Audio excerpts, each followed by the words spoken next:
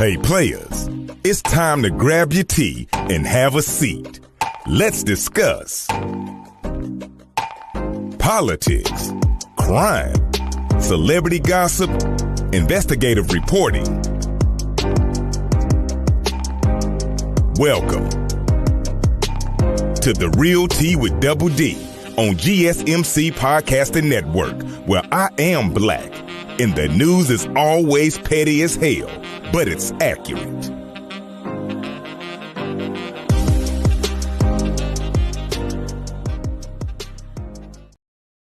Hey players, welcome to a brand new episode of The Real Tea with Double D. Of course, I'm your girl Double D, and we are here live on Facebook, YouTube, and Tickety Talk. So excited to be with you all tonight to record a brand new episode, although it's going to start off very somber because we do have to talk about the breaking news of the night. So I hope everyone is doing okay out there. Just want to say hey to all my family out there on TikTok, YouTube, and Facebook world. Thank you guys for joining me. Also, you ones out there on podcasting world. Thank y'all for joining me every single week, downloading. I really appreciate that. I appreciate y'all riding and flying with your girl, even though she is a bit sporadic lately. But we are not going to get into the woe is Double D because that's no way to be, honey. We just going to go ahead and get into some tea.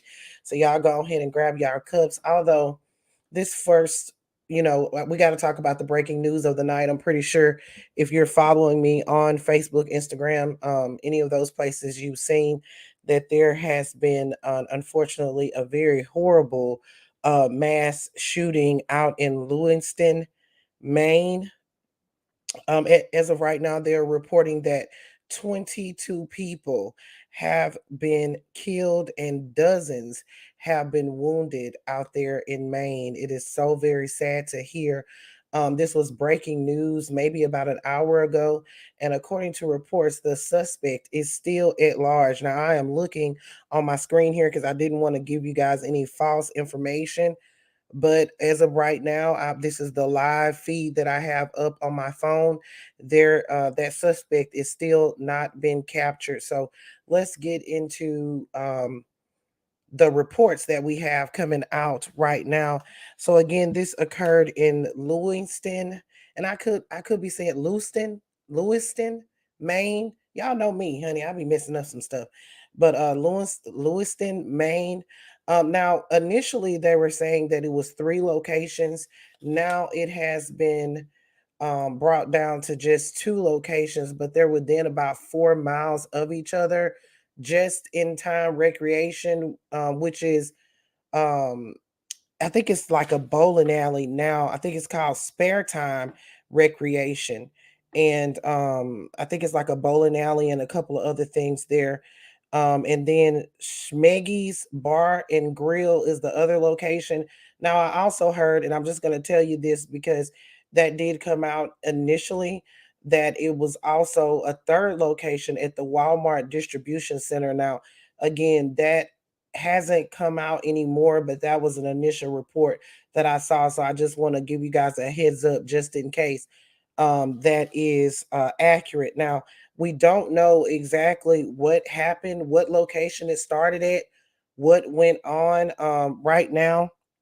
Again, they're reporting 22 people confirmed deceased and dozens have been injured. This is a very small area with about 39,000 people. They have these people going to the Central Maine Healthcare, but they said that they are not equipped. So people in the area, because I was watching live feed on a local news station, they were airlifting some, I'm assuming because there was helicopters, they were thinking that they were airlifting some of the possible victims or the people that were wounded.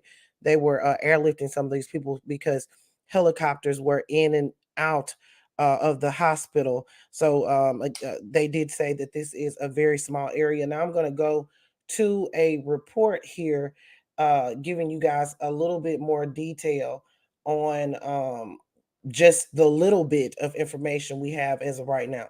I want to go straight now to an official in the town, Lewiston City Councilor Robert McCarthy. Mr. McCarthy, thank you for joining us. First of all, what is the latest that you are hearing about the status of the suspect and the people who might be injured or dead in this incident? My understanding that they've got a tentative identification of the shooter at the bowling alley. Confirmed 22 dead, many more injured. They've set up the National Guard Center as a triage center. The two hospitals have called in every off-duty staff member that they could to deal with this. We are a town of about 39,000. Our hospitals are not geared to handle this kind of shooting event, and they're doing the best we can.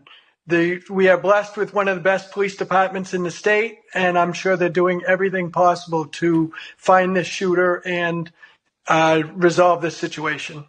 And sir, I heard you say 22 dead. We last reported 16. Yes. I just want to ask, is that coming from the police or from other law enforcement that it is now 22 dead? That was confirmed by the city administrator. And do you have a sense of how many are injured? The reports online are 50 or 60 people injured. So when it comes to how you're 50 or 60 people, they are believing wounded at several locations, again, including that local bowling alley. Now, this is the image that was first released of the suspect by authorities in that bowling alley. I did have to put an emoji over what he was holding at the time. This is the first photo that was released by law enforcement, and they have confirmed the identity of this person as Robert Card. He is 40 years old. He's a person of interest in connection with these shootings at Schmeggy's Bar and Spare Time Recreation. So they are looking for him. They say that a manhunt is underway for the person allegedly connected. They are also looking for this vehicle. At least this was earlier today. Not sure if they located it. I'm very sorry if they have, and that's been updated. I just haven't seen it, but this is the vehicle. This is a white, I believe it's a Subaru, and they were asking for anybody that recognizes this vehicle to please contact the authorities. They believe that the front bumper may be painted black. So again, these incidents, this terrible, heinous tragedy occurred at what police are confirming at two locations, at least 4 miles from each other. This is a area of around 39,000 people. Everyone is being treated at the Central Maine Health Care Center. We have 22 confirmed casualties at this moment and 50 to 60 injured at this time. This is just absolutely horrible. Now, a little bit of background on this guy. They say that he was a firearms instructor, is what I read, and he is considered armed and dangerous. They say law enforcement is attempting to locate Robert Card, birthday April 4th, 1983, as a person of interest regarding the mass tragedy at Schmeggy's Bar and Spare Time Recreation this evening. Robert Card should be considered armed and dangerous. Please contact law enforcement if you are aware of his whereabouts. They are asking for people in the Lewiston and the Auburn area to shelter in place. If you do see this person, do not approach. Call authorities as soon as possible so that they can go ahead and apprehend him as soon as possible. This is absolutely tragic. Once again, I'll show you that vehicle that they may still be looking for at this time, that this suspect may be in. Of course, here at the Black Accurate News, I'm sending my condolences out to the family and friends of the ones that have lost their lives. I'm hoping for a speedy recovery for all of the ones who were injured during this horrible tragedy. I'm also hoping that this suspect is captured expeditiously so he can be prosecuted to the furthest extent of the law. This is absolutely ridiculous. This is so tragic. And I'm also wishing healing for this community. When things like this happen, it just doesn't affect the the people that were there in the vicinity or the first responders. It affects an entire community. So we have to keep that in mind and also keep them in our thoughts and sending condolences out to everyone. This is just so very sad. I'm going to show you his photo again. There may be somebody out there that may see him. Robert Card, 40 years old, and he's considered armed and dangerous. The last time they saw him, he was wearing a brown, looks like a hoodie, and wearing black, like cargo style pants. You're asked to call authorities as soon as possible. If you see him, do not approach. He is considered armed and dangerous. All right, players, go ahead and grab your tea. We're going to go ahead and move on. If any breaking or new news comes out, I will be trying to keep an eye on this. If you guys see anything, please write it in the comments. I will update as I'm live here, so that way we can have the most accurate and update information available for anyone that may watch the playback of this. All right, players, y'all grab y'all tea, have a seat. Let's take a breather, and we're going to go ahead and move on.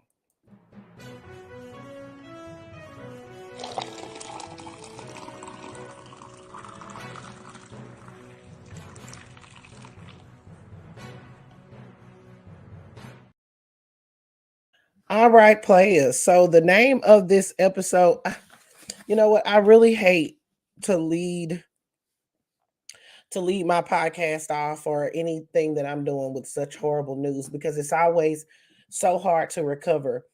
I I really hate these types of things, and I'm having I don't like to talk about them. I don't like to.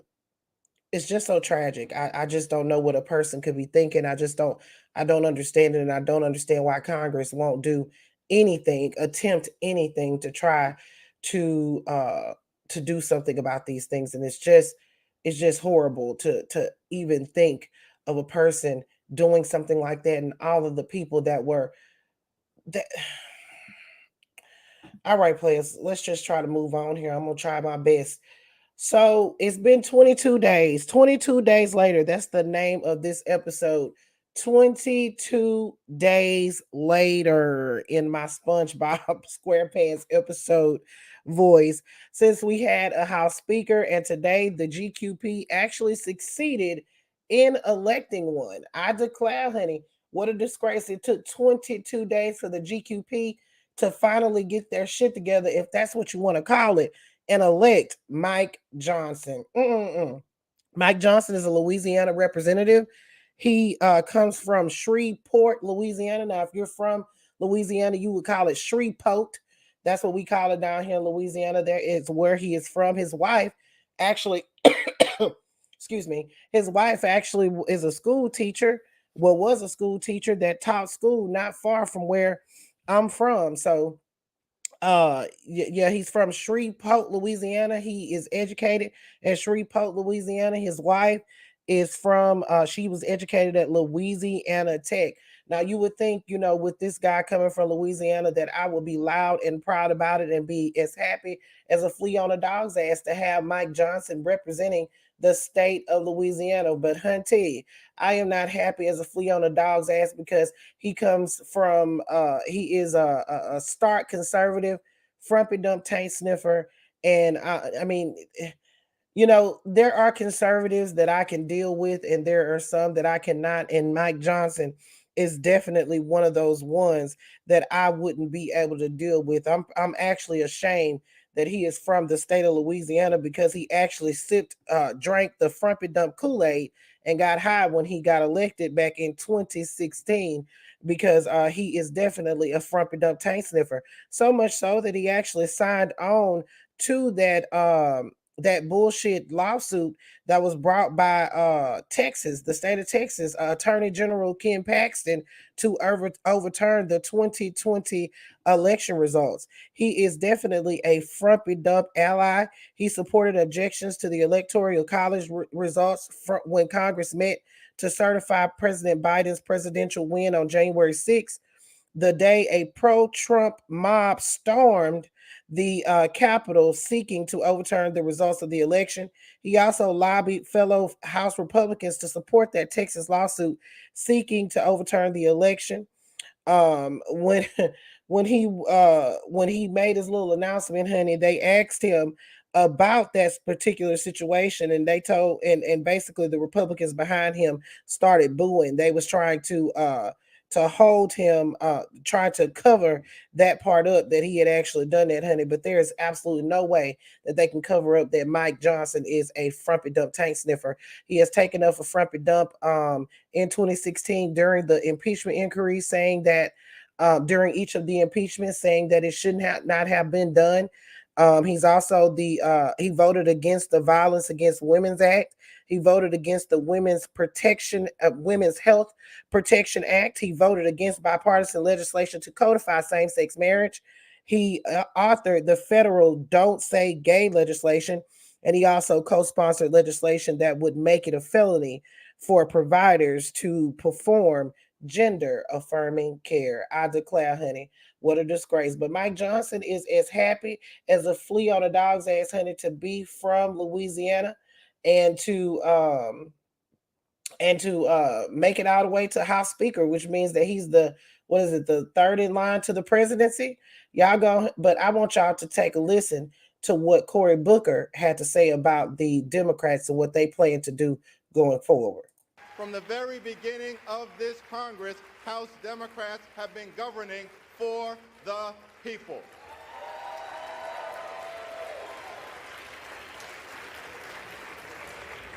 We continue to look forward to finding bipartisan common ground whenever and wherever possible.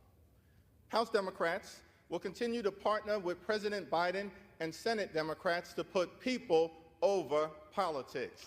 House Democrats will continue to fight for lower costs, better paying jobs, safer communities, and to build an economy from the middle out and the bottom up and not the top down. House Democrats will continue to push back against extremism in this chamber and throughout the country. House Democrats will continue to protect Social Security, protect Medicare, protect Medicaid, protect our children, protect our climate, protect low-income families, protect working families, protect the middle class, protect organized labor, protect the LGBTQ community, protect our veterans, protect older Americans, protect the Affordable Care Act, protect the right to vote, protect the peaceful transfer of power, protect our democracy, and protect a woman's freedom to make her own reproductive health care decisions.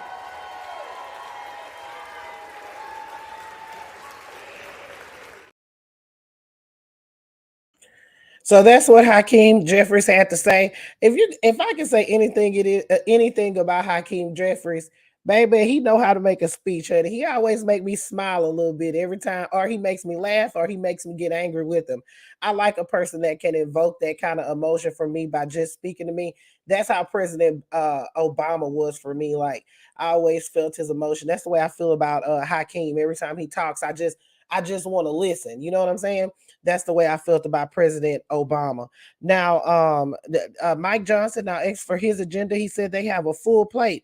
And indeed they do, because they have until November 17th. So what's that, a couple of weeks until until they lose funding and they will have another government shutdown. They also have to decide whether they're going to send more aid to Ukraine and also send some aid to Israel. So they have a very big agenda indeed. So this is going to be a testament to his leadership. What is Mike Johnson going to do? I mean, in my opinion, anybody that is supported by the privileged perverts should have not gotten the job, but they voted him in, honey, 200 and I believe 20 Republicans voted for him. So it is what it is now. I guess, and they celebrating. They happy as a flea on a dog's ass. Let's see how long they will be celebrating. I got a feeling it won't be long.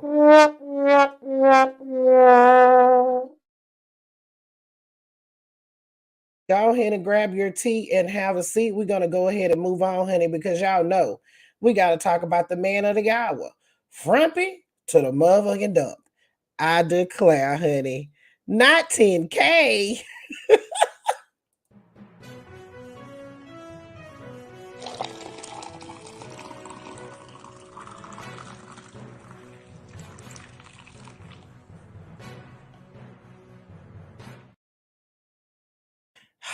Players, frumpy dump, frumpy dump, frumpy to the motherfucking dump. I declare, honey, what a disgrace.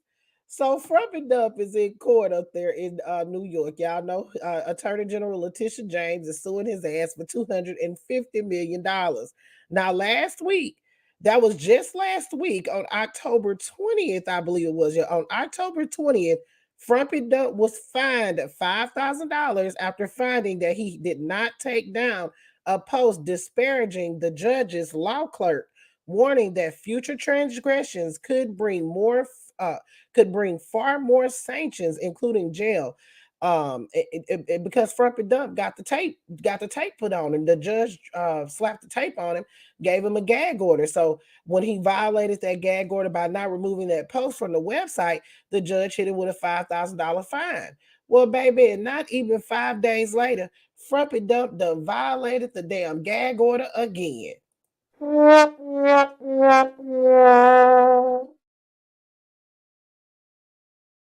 Yes, honey, it's true. Frumpy Dump violated the gag order, and baby, the judge was not happy. So he fined his ass 10K. Y'all go ahead and take a listen to Frumpy Dump out there violating the gag order. This was a trial should have never been brought, but if we had a jury, it would have been fair, at least, even if it was a somewhat negative jury, because no negative jury would vote against me.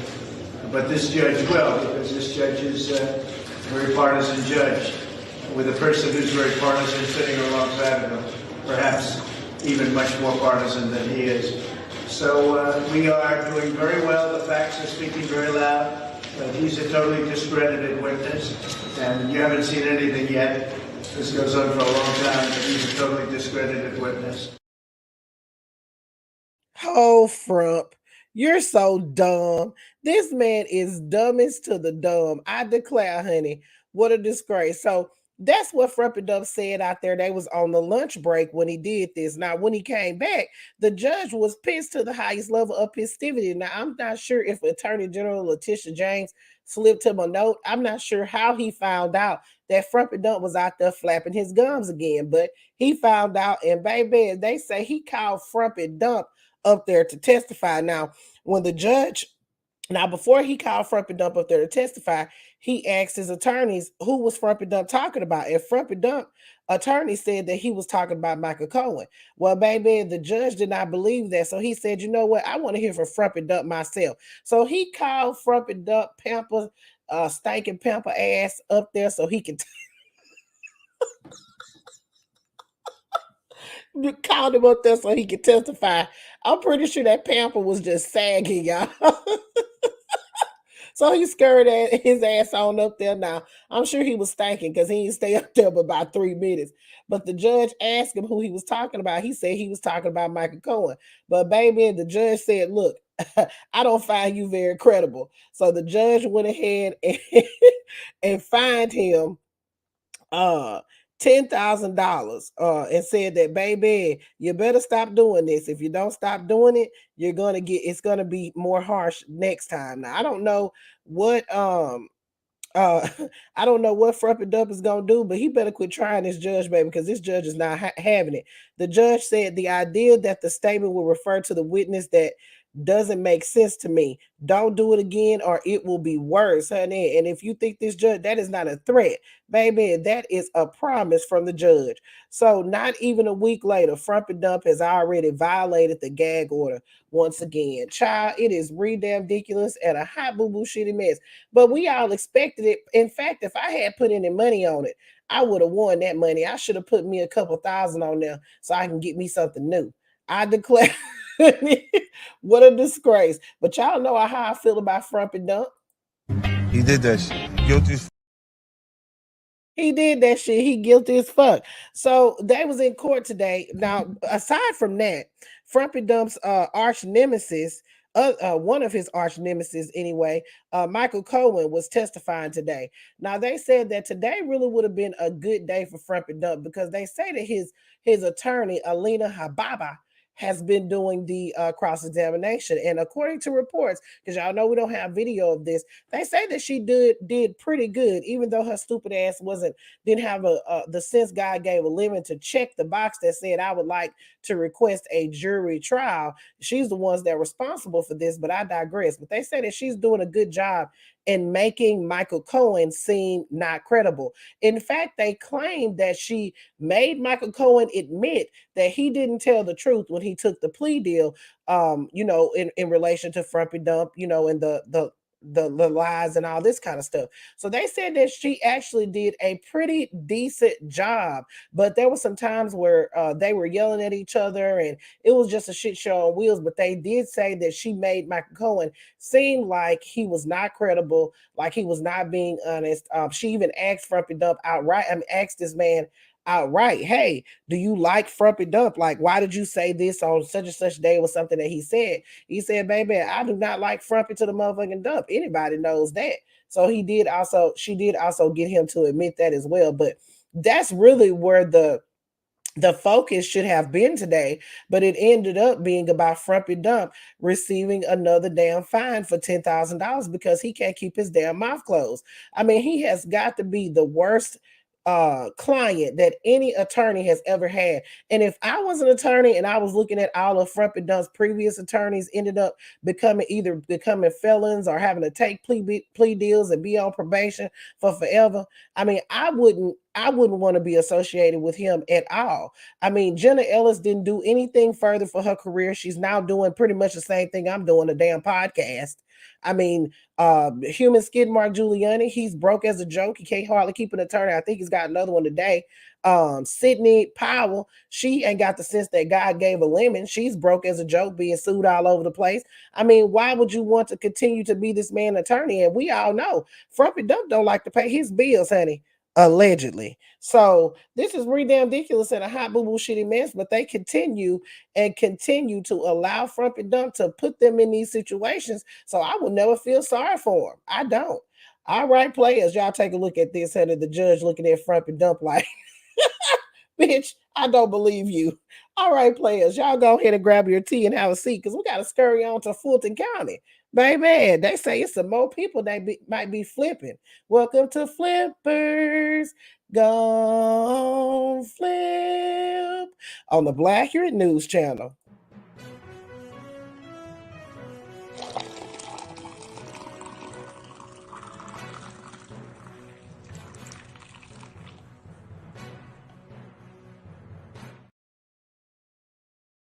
All right, players. So it's time for another brand new episode of The Apprehended, starring Frumpy to the motherfucking dump, filmed at Tyler Perry Studios and directed by a district attorney, Willis.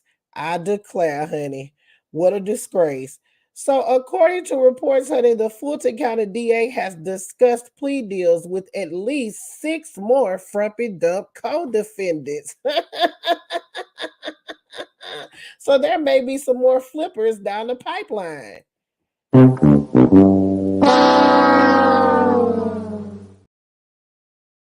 So according to this exclusive report, Fulton County prosecutors have discussed potential plea deals with at least 6 additional co-defendants charged alongside Frumpy to the motherfucking dump for attempting to subvert the 2020 presidential election. The strategy by District Attorney Willis' office is clear. Get as many co-defendants as possible to flip on Frumpy Dump, leaving Frumpy Dump and perhaps a few close allies in the hot seat.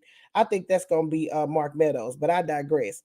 Now, pro-Trump lawyer Robert Cheeley is among those who have been offered a plea deal in Georgia case, but according to his lawyer, he turned it down. The man told CNN, the lawyer told CNN to say that we are currently in discussions with the district attorney's office would be an inaccurate representation of what is going on. They made us an offer some time ago and we declined. You big dummy.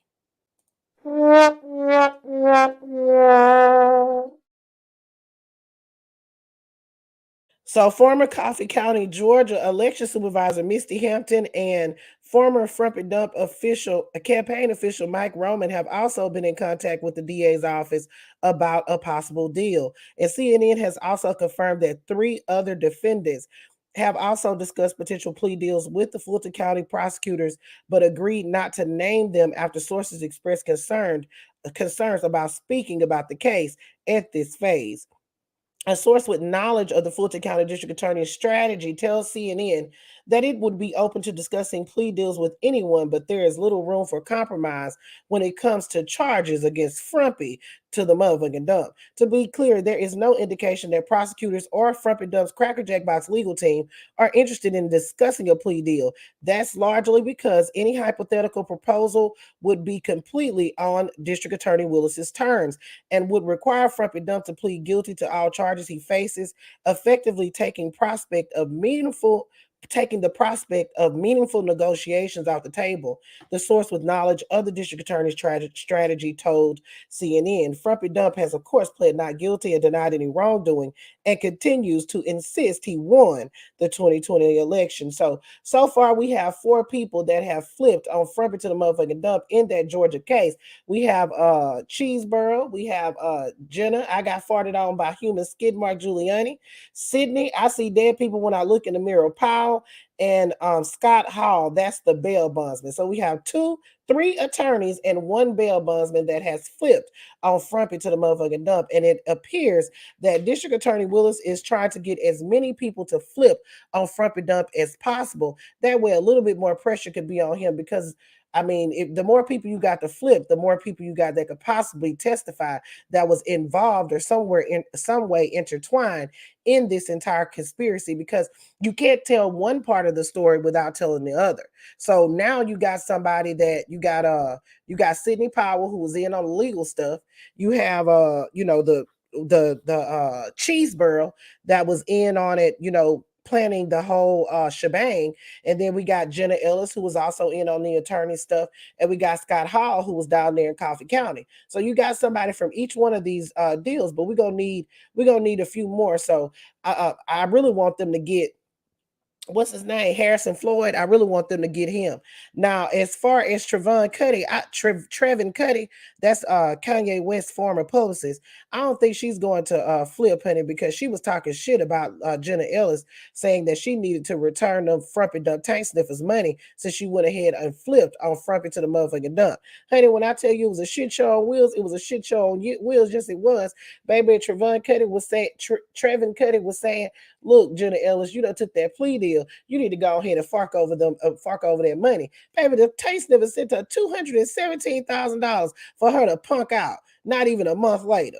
I declare, honey, what a disgrace. So this is going to be very interesting to see what comes out in the Washington Ranch. And we also know that we have Mark Meadows with a pending case, and he's also allegedly, and I got up air quotes, flipped on Frumpy Dump as well, taking an immunity deal in that federal case with Jack Smith with the election subversion. So it's going to be very interesting to see what comes out in the Washington Ranch. And I am on the edge of my seat. Frumpy Dump has got a full calendar year full of trials, honey. He's once again on the wrong side of the criminal justice system. But I'm going to go ahead and keep it a stack with you. I really want him to be a man of his word. Just the other night, this is what Frumpy Dump had to say on the stage, and this is what I want him to do. I am willing to go to jail if that's what it takes for our country to win and become a democracy again. It's a deal. Well, baby, if that's what you say you gonna do, honey, go directly to jail. Do not pass go, do not collect $200. Because I'm gonna go ahead and keep it a stack, honey. Frump and Dump has done some damage to our democracy. It is ridiculous, a hot boo mess, and he should, in my opinion, go directly to jail. Do not pass Mar-a-Lago, the Roach Motel, none of these places. Go behind bars and do what you got to do. All right, players, y'all go ahead and grab your tea and have a seat. Baby, this shit was frumpy to the motherfucking dump. It is a shit show, but I'm gonna go ahead and keep it a stack with you. I'm here for it all.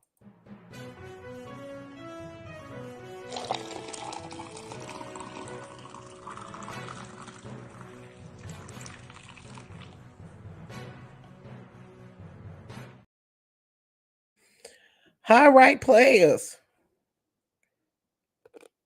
All right, players. I'm not sure if y'all heard the news, honey, but Jamaal Bowman of New York has been charged by the DC Attorney General with triggering a fire alarm in the House office building when there was not an emergency. I'm pretty sure y'all remember that weekend, baby. The Magmites and the Front Up Tank Sniffers wanted him to be charged as if he was an insurrectionist.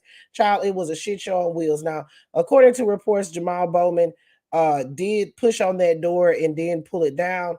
I didn't see the video. I can't attest to that, but we're going to go ahead and read this report. So Jamaal Bowman has been summoned to appear in the D.C. Superior Court at 9:30 a.m. on Thursday, where the congressman is expected to plead guilty. He will also be booked, fingerprinted, and processed on the misdemeanor charge if he abides by the conditions of the deal with the D.C. Attorney General's office, including 3 months of probation. The misdemeanor charge will be dropped. The deal also requires Bowman to provide a formal apology to the U.S. Capitol Police and pay a $1,000 fine for wrongfully pulling the firearm. I'm thankful for the quick resolution from the District of Columbia Attorney General's office on this issue, and grateful that the United States Capitol Police General Counsel office agreed. I did not obstruct nor intend to obstruct any House vote or proceedings, Bowman said in a statement. I am responsible for activating the alarm. I will pay the fine issued and look forward to these charges being ultimately dropped. The D.C. Attorney General's office said in a statement that Jamaal Bowman was treated like anyone else who violates the law of the District of Columbia. They said, based on the evidence presented to Capitol Police, we charge the only crime that we have in this jurisdiction to prosecute this sort of thing. He is pleading guilty and he has agreed to the maximum fine. Jamaal Bowman was caught on tape pulling the fire alarm in the Cannon House office building in late September, shortly before the House was scheduled to vote on the governmental funding bill. The building was subsequently evacuated. So they said that in an interview with the U.S. Capitol Police officer after the incident, Bowman said that he was attempting to exit the building when he pushed on a door and pulled the lever next to it, which must have been the alarm. Bowman said that the door was a usual door that he uses and that he did not intend to cause a security concern or disrupt the congressional proceeding. So that's basically what Jamaal Bowman said. He's going to be charged with a misdemeanor, have to pay $1,000 fine, and also do 3 months probation. Listen, him pulling that fire alarm, no matter what the case may be, he didn't tell anybody after the fact. They had to do an entire investigation. I feel like, you can't be doing stuff like that. I don't know if he did it purposely or not. If it was an accident, he should have told someone. So, that's his bad for not taking responsibility. We are all adults at the end of the day, but they should have got Lauren Boebert for indecent exposure. And then let me stop doing the whataboutism, because I hate when y'all do that. Y'all upset me when I'm telling y'all something, and then y'all want to say, well, what about? I just had to do it, honey. Beetlejuice. Anyway, y'all go and grab y'all tea and have a seat. This next story, I got another sad one for you. Y'all grab your tea, have a seat. We're moving on.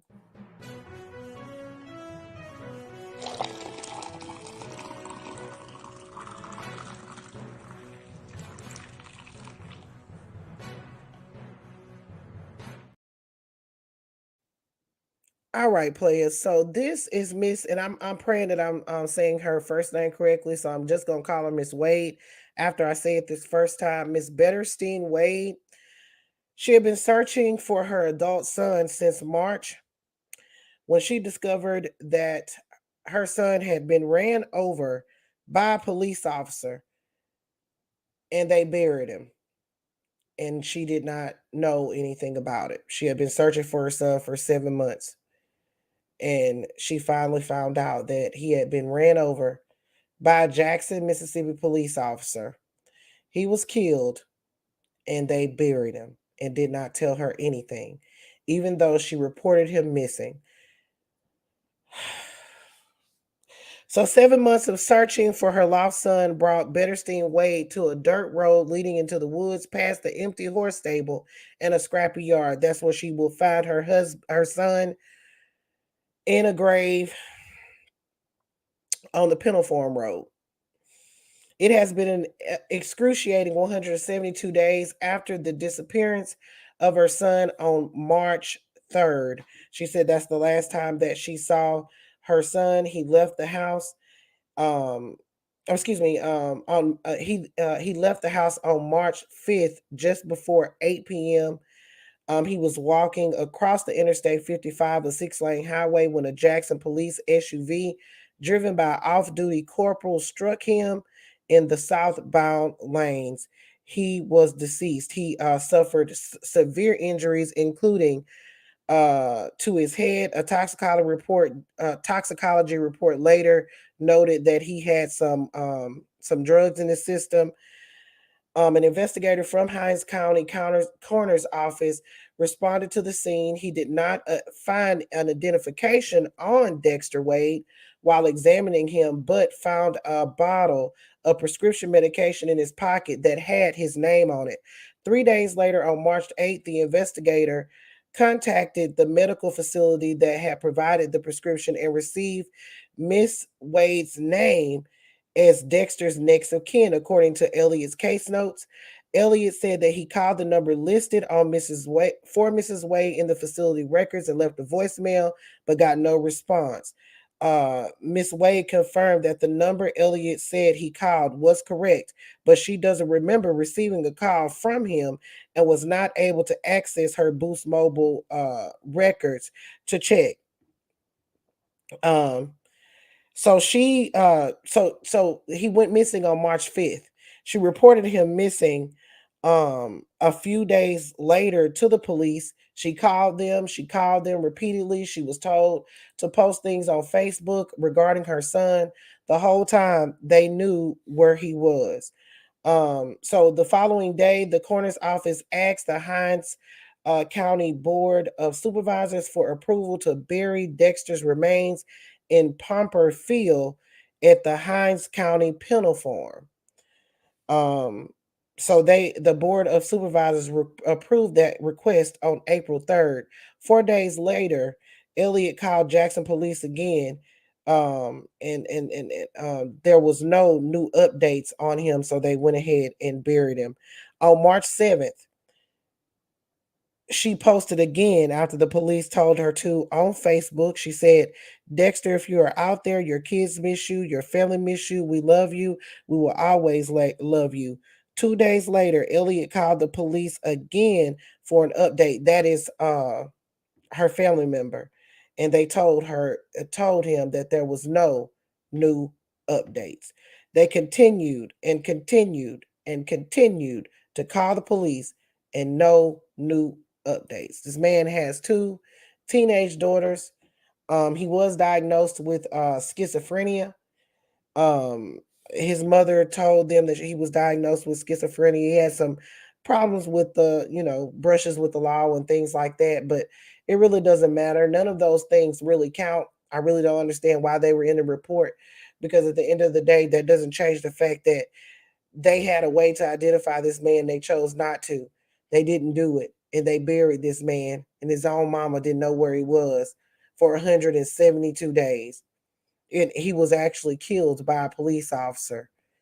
It is the most absurd thing that I've ever heard of in my entire existence of living, that they would bury this man after he was struck by a police officer and not even tell his family after you find a pill bottle with his name on it.